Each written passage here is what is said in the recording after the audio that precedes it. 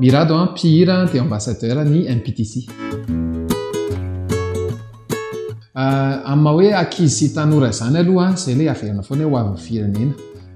Raha hoe mijery ny ho avin'ny firenena zany dia tokony mijery alavitra zany hoe inona raha miresaka hoe fianarana teny, inona ny teny tokony ianarana, ny teny anglisy ao anatin'ny teny zavatra hoe fampiasan'ny olona rehetra maneran-tany moa zany io ny voalohany indrindra.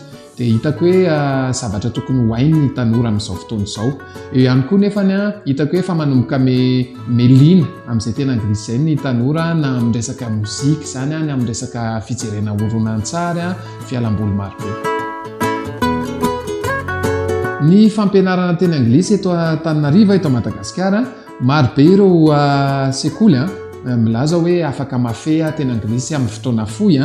Fa nefa ny ankamaroany tsara zany fa mila jerena ihany ilay izy hoe inona ilay zavatra omendry zareo, satria misy zao no milaza hoe TEFL sy TESOL no sertifika omena, kanefa tadiofana ny TEFL dia sertifika omena ho an'izay anao mpampianatra teny anglisy. Izany hoe raha olon-tsotra ianao ka te hafehy teny anglisy tokony tsy hany mihitsy ianao no mandeha.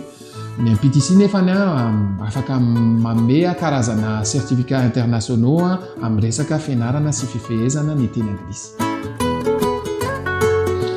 Sarosarotra ihany ilay hoe mifehy, ilay hoe fehezana. Ataoko nga hoe raha hoe miteny teny anglisy anatin'ny 3 volana na 5 volana dia azo atao tsara rehefa mianatra tsara ianao, fa ilay hoe mafehy tsy adala angamba ny ireo vahiny namorona ilay hoe CEFR, misy antalatohatra be dia be izy io amin'ny fianarana anglisy, dia 3 volana isaky ny antalatohatra. Izany hoe raha hoe tena te hafehy zany ianao dia ataoko hoe amiko tsy possible ilay izy amiko manokana. Misy ihany koa ao anatin'izay ny olona te ho fluent, izany hoe teny aingana be sy tsara accent be kanefa tsy accurate, izany hoe tsy manana vocabulaire akory, tsy mahafehy grammaire. Dia izay ilay mila tandremana satria raha te hafehy ianao dia sady fluent ianao no accurate. Ny afatra ho an'ny tanora momba ny teny anglisy averina kely ilay fiteny foana hoe andrianiko ny teniko ny afaka ho feheziko, tsara ny mafehy an'io teny anglisy io. Ary izay ilay hoe raha te hanao zavatra maneran-tany ianao dia anglisy ihany no tsy mahavery anao.